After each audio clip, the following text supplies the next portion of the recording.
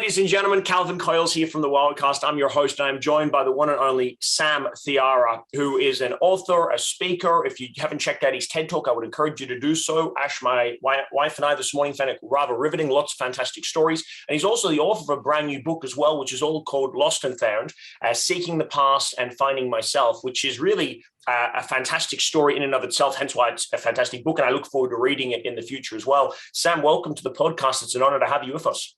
Well, Calvin, thank you for the opportunity to share with your audience. And I hope that there's insights and nuggets that I'll provide them and that they'll walk away going like, okay, there's some things I can pull away from today. Yeah, well, I think where I'd like to start the conversation is in this attitude of sort of wonder that you have, right? When I was listening to your podcast and I was researching a bit about you as well, there was a real sense of genuine curiosity and this idea of sort of delight and wonder in the little things that become big things and big metaphors for life. And I think that that's a really beautiful mindset to have, because one of the things that we talk about a lot with our clients is in this world of Instagram and social media, where everyone's constantly falling into the trap and the sort of dynamic of comparison, we lose the magic in little things. You know, it's not the big grandiose things that people look for in life that make the difference in their lives, but it's the little things that make the difference. And I wonder where that started for you. And we were having a conversation just before about your heritage as well, and I think maybe that's part of it as well. But I'd be interested to know, did you always have that, or is that something that you've cultivated along the way? And if so, why? I think I've always been told that I've been curious. Never really understood, how that would impact me, but being curious. Yes. What I've realized is that we go through life in autopilot. We have our routine, we do the routine. And what I realized is in that routine, it's ordinary. But embedded in the ordinary are these tremendously extraordinary experiences. And it could be as simple as taking a different route to work. You go for a walk and you just say, oh, you know what, what's down this way? And you uncover things. So this is where my first TEDx speech was, discovering the extraordinary in the ordinary. And the way that I go about finding that extraordinary in the ordinary, because when I was asked to do TEDx in the beginning, they said, yeah, so what, you choose. And I said, well, and people said, look, you tell stories. How can I tell stories? And I thought, okay, maybe I'll do this on storytelling. Yeah. But then I had to say, because I just tell stories and I never really broke it down. And then that's when I started thinking about, okay, what makes my stories? And that's where I came up with this concept called carpe, as in carpe diem, seize the day. But carpe stands for curiosity, appreciation, reflection, perspectives, experience. Yes. Now, we go through life, we should be curious. So take this as an example of how you take something ordinary and make it extraordinary. And I shared this in my TEDx speech. Is a wooden wedge doorstop is very ordinary. And I remember when I was heading to the uni, I stopped because I saw the door propped open with this wooden wedge doorstop. And I stopped and I looked at it. So there's the curiosity piece. So if something stops you, that's curiosity. And as I'm looking at this doorstop, I'm appreciating it for more than what it is, but I don't know what it is yet, but I'm appreciating it. It's doing something here beyond what it is. And then reflection is the third piece. Reflection is adding purpose and meaning to it by thinking about it. And the P stands for perspectives, which means we all have our own perspectives. So a wooden wedge doorstop, what it suddenly made me realize using perspectives. And it was really interesting because I'm standing there looking at this wooden wedge doorstop holding the door. I'm sure that there are people in the offices wondering, why is he just standing there? Is he coming in or is he not? And is he all right? But the perspective suddenly made me realize through that whole process, the wooden wedge doorstop holds the door open for us. And it suddenly clicked in my mind using my perspective piece of Carpe. What about the people who have helped me along? Who have opened doors for me, held the doors open for me. Now, I'd never call them wooden wedge doorstops, but it was just that comparison. And then the experience is the last part, which means you have to catalog the experience as a story. Because if you don't catalog it, your story dies an untimely death. Yes. So curiosity, appreciation, reflection, perspective, and experience. I think that's magical. And I want to share that for a couple of reasons. For the audience that's listening, you will have heard us talk about the importance and this sort of catchphrase, if you will, in personal development, which is you don't see the world as it is, you see the world as you are. And what the science is telling us is that every second of every day, there are 2 million bits of information hitting our nervous system. And one of our shortcuts neurologically is to do either deletions, distortions, or generalizations. So curiosity is absolutely essential for personal growth, because otherwise you fall into those habitual patterns like you're talking about. It's like you just drive to work the same way every day. And that's fine because it's efficient, but it doesn't create a rich life experience. It doesn't expose you to new opportunities, and it doesn't create a dynamic of growth. And so, for me, when I think about some of the things in my life, I've always tried to see things, obviously in the moment you see it from your default perspective, but I always try to reanalyze things from different perspectives to see if I could try and to pick up different learnings and different experiences, because truly everyone sees the world completely differently. And the numbers around that represent less than a percentage that we share in commonality of our human experience. So everyone sees it. Literally, there could be an infinite number of possibilities around that same doorstop. I mean, think about how many people walk past it and just saw a doorstop. Some people might have, if they've had a background in woodwork, they might have thought about designing one when they were a kid, and you thought about it in terms of someone opening the door. So I think that's really important as a disciplined practice. Much like we meditate, having that sense of curiosity and trying to find little moments of wonder. How important do you feel like being in the present is essential for that? Because if you were so focused on the meeting you're going to or the class you're about to teach, your brain naturally would just delete the doorstop from you ever actually seeing it. So how important do you feel that is? Oh, no, you have to be open and aware to it. So the curiosity complements this openness of your mind. And this is where, I find that one of the things that I've embraced during COVID is woodworking. Now, that doesn't really align to any of the projects, the writing, the speaking, the podcast, any of those things. However, what it does is it's actually a very important component, because when I'm out woodworking and I'm sanding for 2-3 hours, my mind is being released and my ideas are coming to me because of that release. And I think sometimes that's the other part, is curiosity is there, but it's also the fact that being open to experiences, and all of a sudden you're like, okay, now that's how I can solve the problem, because you've just removed all of the barriers and you're doing something totally different. And I think whether it's cooking, yoga, woodworking, going for a walk and a bike ride, it doesn't matter, but just something that takes you away from what you're presently doing is so rich and valuable. Yeah, absolutely. Now, I see a lot of young people that we work with, and I know you share this similar experience as well, where, they, taking yourself away from the present moment is obviously a fantastic thing from an ideation perspective. There's a lot of young people that are doing something at the moment that they don't consider to be valuable or meaningful for them long term. And they're in the world in their minds going, well, I should be doing something more with my life. And you share an excellent story of how a serendipitous moment led you to making an impact, and there was a change there. I'd love for you to share that story, because I think that's really beautiful and rich. But I also would love to get your perspective of things of, if you are a young person listening, as there are plenty that listen to the podcast, how do you sort of grapple with the idea of, well, I want to be doing more, but then how do I want more without devaluing what I'm already doing and finding the meaning and significance in my current expression? Yeah. And Calvin, I think one of the critical pieces that I found in a realization is we're always focused on the question of what. In other words, if you're in uni, what are you going to be? What are you studying? When you're in the corporate world, and let's say you and I meet at an event, oh, well, Calvin, what do you do? Yeah.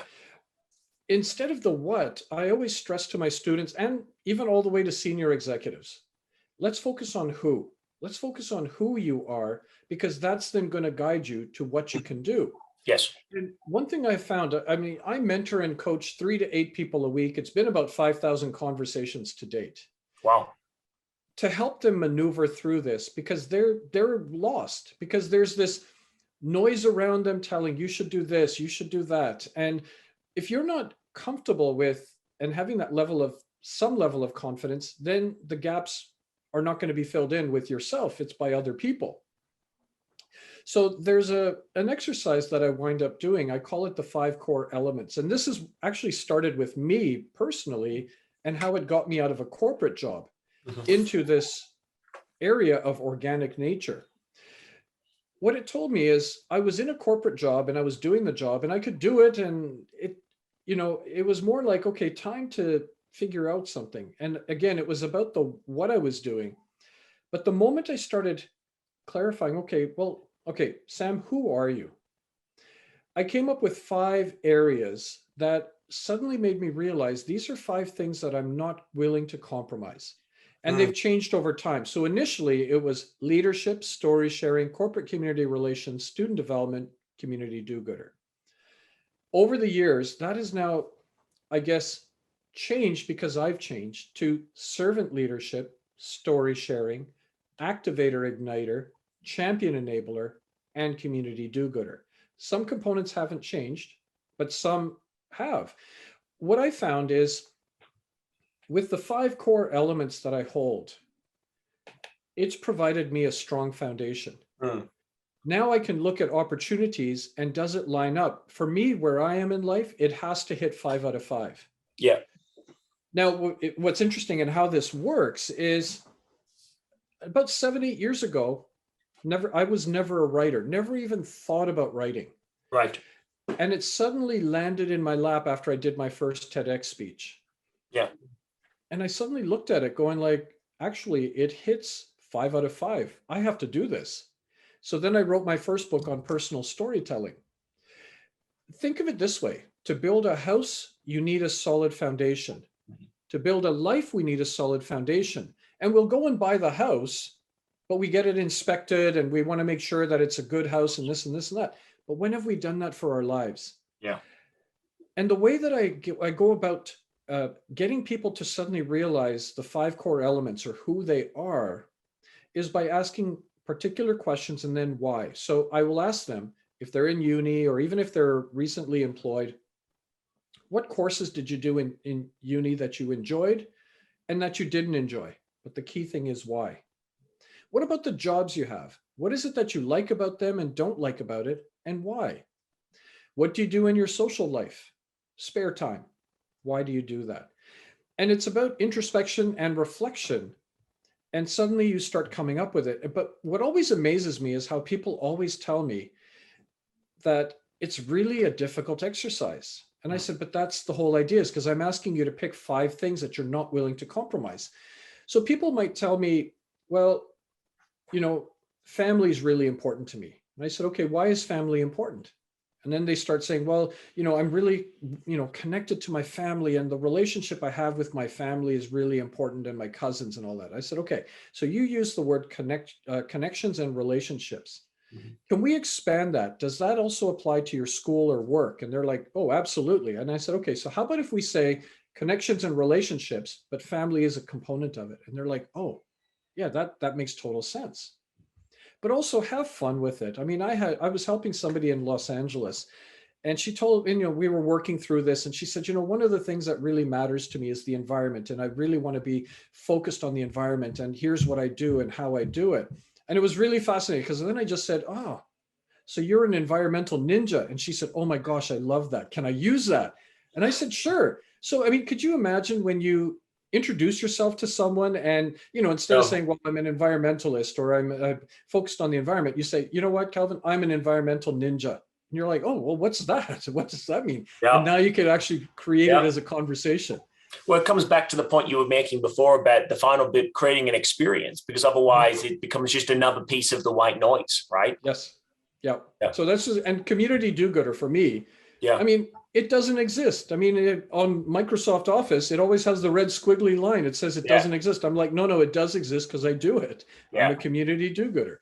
So it's a message that I always share with my class, with people I mentor and coach, or conversations with senior executives, is we start talking about laying this foundation of things that you are not willing to compromise, and then building on that. Well, the principle of living by your set of values, right, or to pursue your telos from Greek mythology and that reference point, that's very Eastern, right? It's very Eastern methodology. Obviously, Greek's not being Eastern, but you get what I'm trying to say. So there's that concept. I'm interested to know, obviously, your grandparents being Indian by background, and then your family growing up in Fiji, and then you obviously being Canadian, right? How that whole mix comes together. And talk to me about some of those lessons that were learned element around the dinner table, for want of a better word, because you've got such a mixed, diverse culture. And I've been to India, as we discussed, and that's a wonderful cultural experience. And Fiji, oh my God, what a beautiful cultural experience that is, but so very different. Both equally relaxed and unorganized at times, but beautifully organic. And then I've never been to Canada, but I've heard beautiful things. So tell me a little bit about how much your philosophy for life has been shaped and molded by family. And then I'd love for you to share a bit of the story about when you went back to India. Well, and it's interesting because, I mean, I was born in England, raised in Canada, parents are from Fiji, and grandparents come from India. Yeah. Do you know what the biggest struggle I have? Right.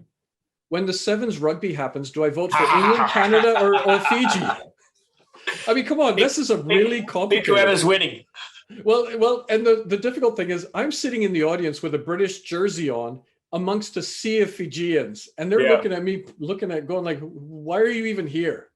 Yeah. So that's a struggle. But the one thing I found is that, being born in England and raised in Canada, I'm Indo-Canadian, I guess you would refer to it. So I've got my Indian roots, and there's that Fijian component to it. And I was always struggling with identity, because people would look at you and they say, oh, well, what part of India are you from? And I said, well, I was born in England, raised in Canada. And they're like, okay, no, your parents, what part of India? Well, my parents are actually from Fiji. And they look at you going like, wait, are you Indian? And it's like, well, my grandfathers come from India. And then others who are saying, well, you're not Indian, you're Canadian. And I remember trying to fit into Canadian society. And, Canadian society is very, appreciative of cultures and background. But as a young person, oh no, you want to be Canadian. So you're playing road hockey, you're eating hot dogs, and, just really absorbing Canadian life. Yeah.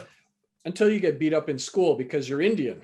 And then you're like, wait, what's going on? And they said, well, you're Indian. And I said, no, I'm Canadian. And you start having this inner struggle. Well, my grandfather left India when he was like 17 or 18 years old. And think of it from a landlocked area of Punjab.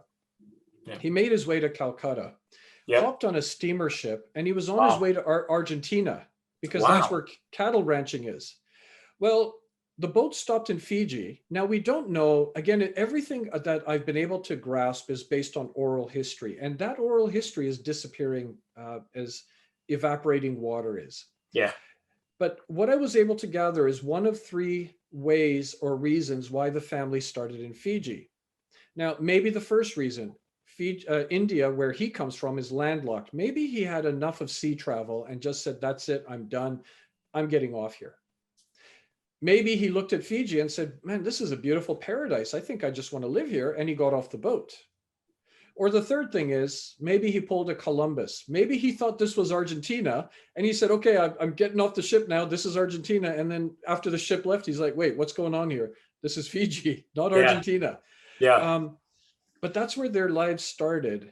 And eventually, because Fiji was a British colony at that time, my parents could just move to England because it's part of the colony. And then eventually we moved to Canada. But something was always in the back of my mind about this identity piece. Like, who am I? And, all these different components to it. And the thing was, I always segmented it. Canadian, British, Indian, Fijian, depending on who I'm running with or, what I'm doing, you always segment it. By going to India for the very first time was an eye-opening experience. And I can appreciate, Calvin, that you said, you've been there multiple times. I've only been twice now. And the first time you go, oh my gosh, your senses become overwhelmed. Like, I write about it in my book that, when the customs and immigration, everything familiar, after you get off the plane and customs and immigration, it's like no other, it's the same as any airport I've been in.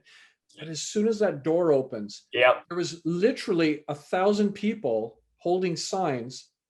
And I stood on the doorway and it's closing and opening. And I'm like, okay. And I told my wife, okay, you look to the left, I'm looking to the right. We got to find our name.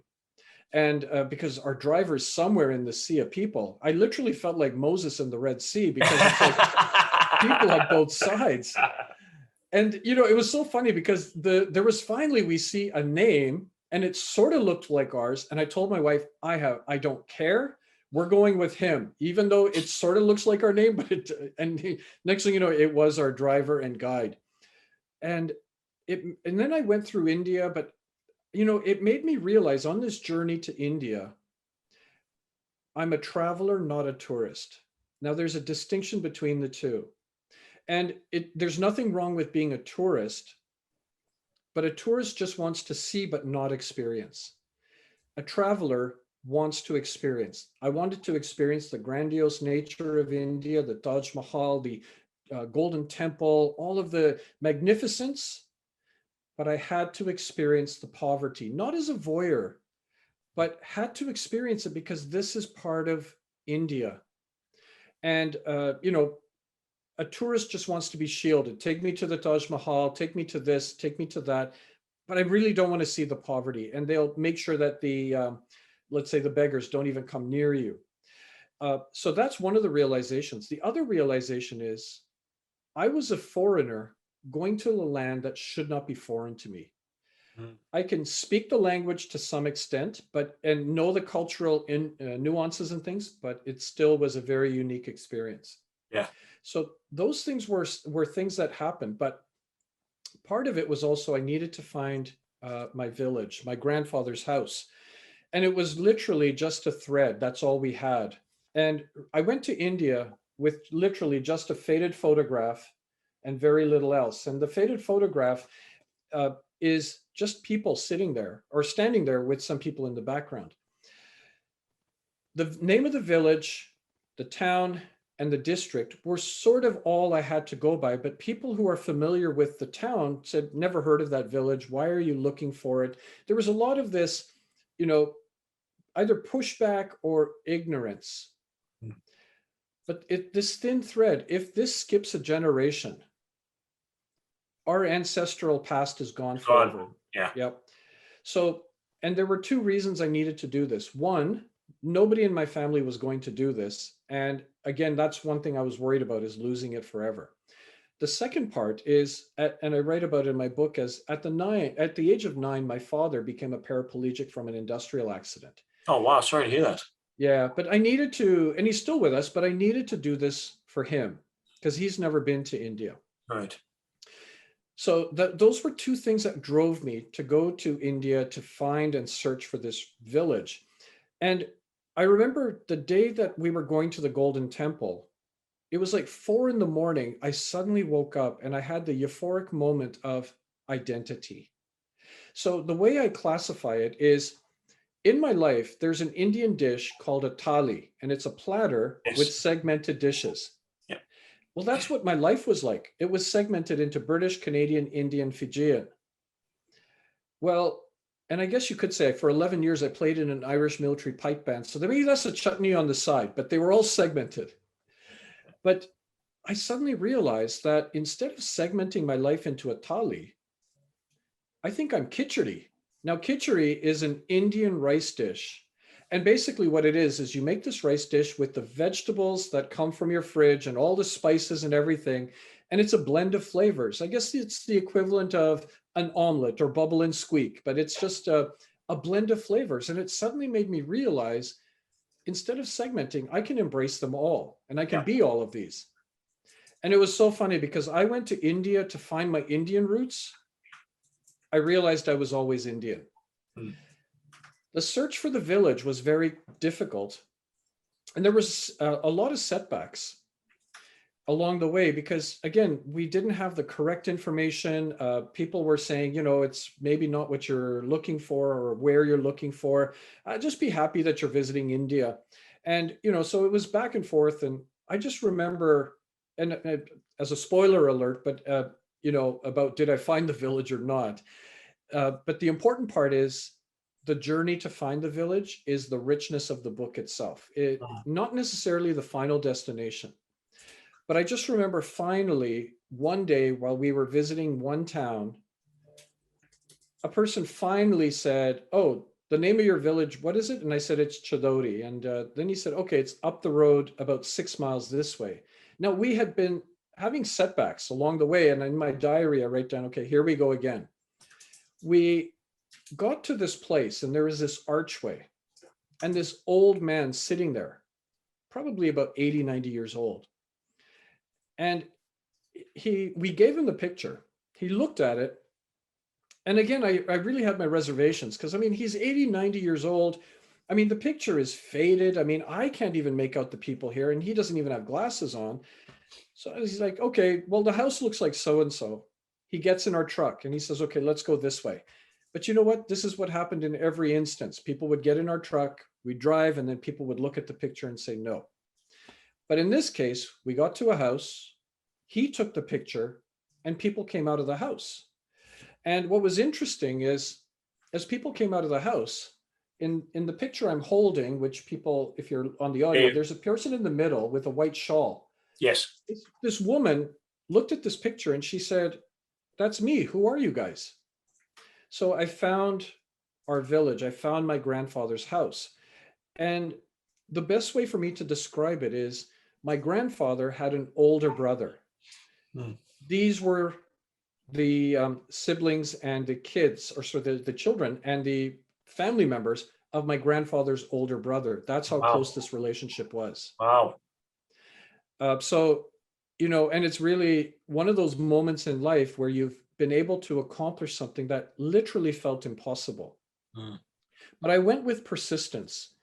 And as I mentioned, I really wanted to do this for my father. I went out into the fields, I scooped up dirt, and I brought the dirt home to my father from his father's house.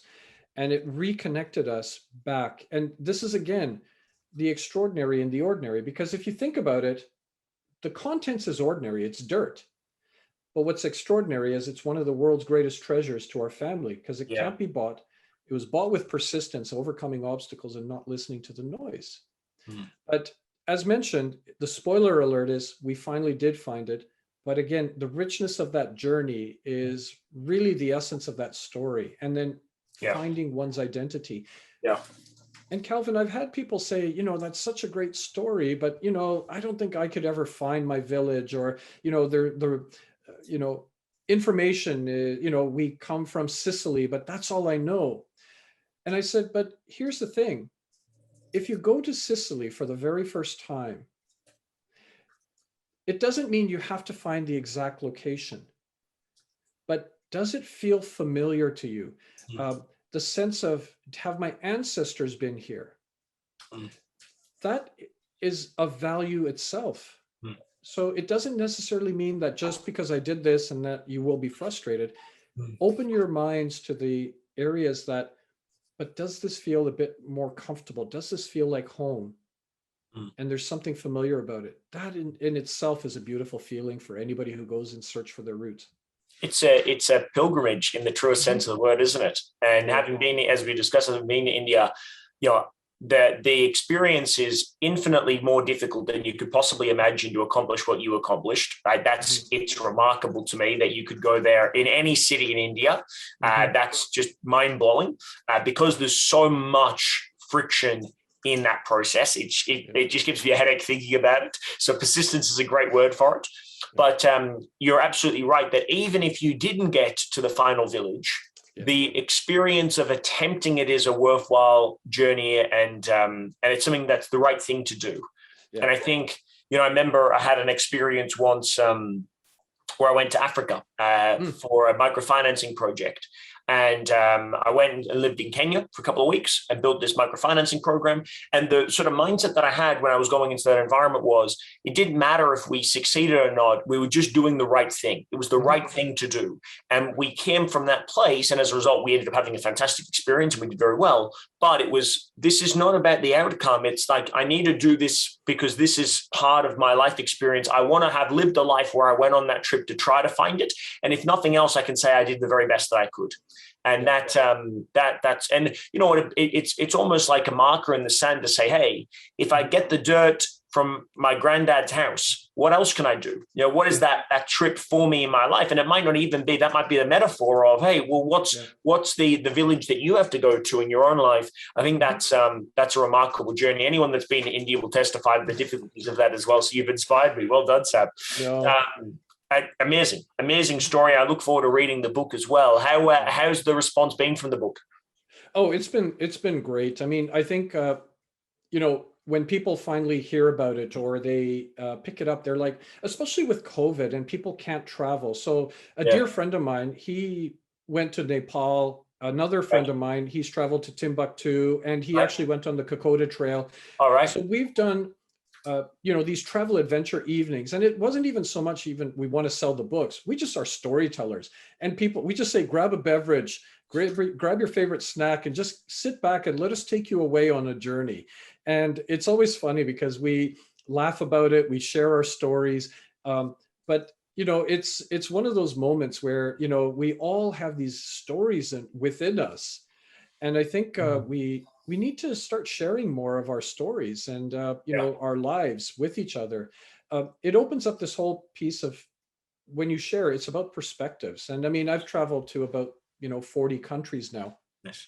And Calvin, it was really interesting because I mean, the first time I went to the Middle East for work, I remember people told me, "You're kidding me. Do you realize how dangerous it is to go to that part of the world?" And my first stop was actually Kuwait, which is right next to Iraq, which Iraq was going through major upheaval and turmoil. And I remember everybody saying, "You're crazy to go to that part of the world."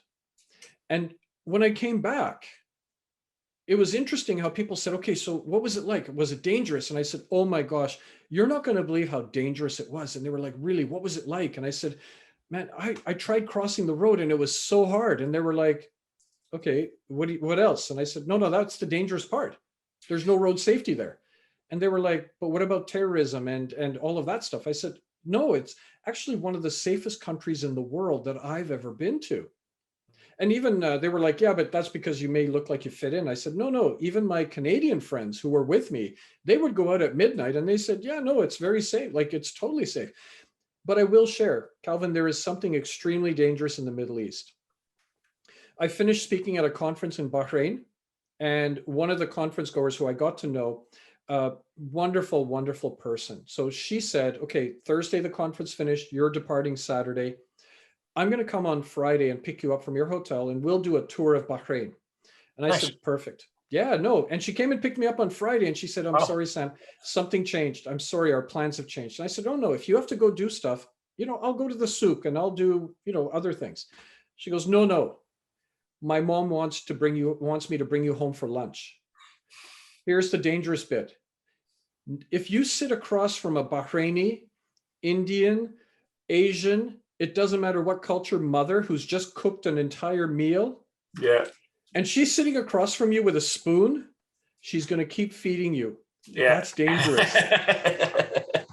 That's the most dangerous part. Yeah. Yeah. Yeah, no, it's crazy, isn't it? When people have a perception in their minds that, having never been there, I had the same thing when I went to Africa, or also to the Middle East as well. People have this preconceived idea or notion that holds them back from experiencing all that life has to offer, and it's all from a place of safety and protection, right? But it does hold us back. I think what you beautifully said, that we all have these rich stories and experiences.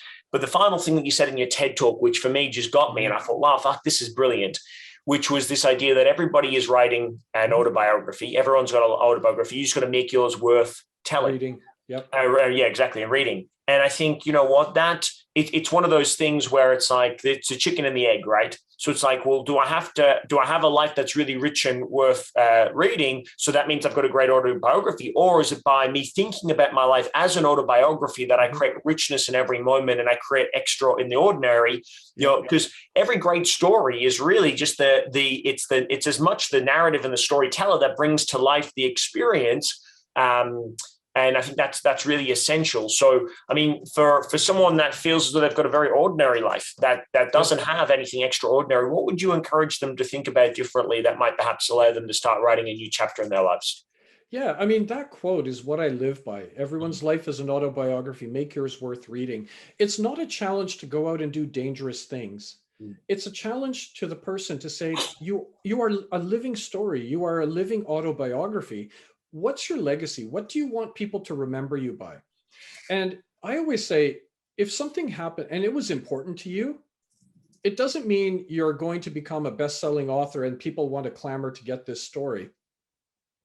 But it means that there are people around you that you can share it. But it's true, like, it's how you tell that story, the narrative, and the process that you build that story. And I've shared a number of stories with you here today. But equally at the same time, I always tell people, start journaling about your childhood, places you visited, simple things like, talk about, when you went to a place, like maybe you went off to China for the first time. Well, what was that experience like? What were the people like? And what did you experience and encounter? And, I always say, like, people have a really difficult time getting into conversations. And it's so fascinating because students used to come to me saying, Sam, I got to get to this networking event. How do I get into a conversation? And I always said, first thing, don't call it a networking event. That's very transactional. Call it a relationship building event. And then I said, okay, all you have to do is, you're thinking of the most critical, most impressive question that you're going to ask, and the person's going to be like, oh my gosh, I got to hire you right now. That doesn't happen. I said, what you do is you ask them. So we're from Simon Fraser University, and let's say, Calvin, you came to an event. I would ask my student, go up to Calvin, ask Calvin, oh, are you from Simon Fraser University? And you're like, no, I'm actually from Perth, and I went to uni, here. And you're like, but see, you've asked the first question, and now Calvin's going to talk about it. You listen and observe. And when Calvin's talking about, oh no, I'm from Perth and this and this and that, and about the experiences, you now have this richness of this conversation where you can ask, Calvin more questions. Oh, well, what's Perth like? What did you study in university? But what it allows a person to do is to start, because then Calvin's like, oh, what are you studying? Now you can actually start telling your story. Yeah. And, we all have things that we can share. But here's the part. Most people think it's not worth it. I always say it is. The first thing I wrote in my book, the first book on storytelling, is there is fear in me in writing this book because of what people may think. The bigger fear is, what if I don't write this book? Just get out there. And, there's a lot of free self-publishing sites, not even any cost. What if you were even to capture some of your family history for 20 members of your family? It's not going to cost you anything with regards to writing this book or getting it published. But now you have access, and you would now become a published author. It's all about this whole writing process. You don't even have to write for perfection. That's what an editor does. They're there to polish it. Thankfully, I had a really great editor on my books. Yeah. Fantastic. Well, Sam, I appreciate deeply the time we spent together today. If we want to find out more about you, as I know so many will, obviously the TEDx talk is a fantastic place, and the book obviously is a great place to go as well. Where would we encourage people to be directed to? How do we find out more about Sam? Yeah, so I'm always available on LinkedIn, and you can always search me by using my name. My website is... Yeah, and my website is very simple. It's just www.sam-thiara, my last name.com. And that's where you'll find my blog posts, my writing, my speaking opportunities, but always happy to connect with people anywhere around the world. Beautiful. Well, thank you so much for the stories today. I appreciate it deeply, and I look forward to checking in. I look forward to reading the book as well. I'll grab a copy and we'll go through it, because it's it'd be wonderful to take myself back to India and go through that journey of discovery again. So thank you so much for your time. For everyone that's been listening and watching online as well, if you enjoyed the conversation with Sam and I today, please leave us a review, like, a love, a comment, a share. Please connect in, reach in with Sam, and check out some of his books as well. I think the storytelling book will be outstanding as well. And until we see you live or online, be bold, have fun, go make an impact in the world. We'll see you on the wild side. Thank you so much for joining us.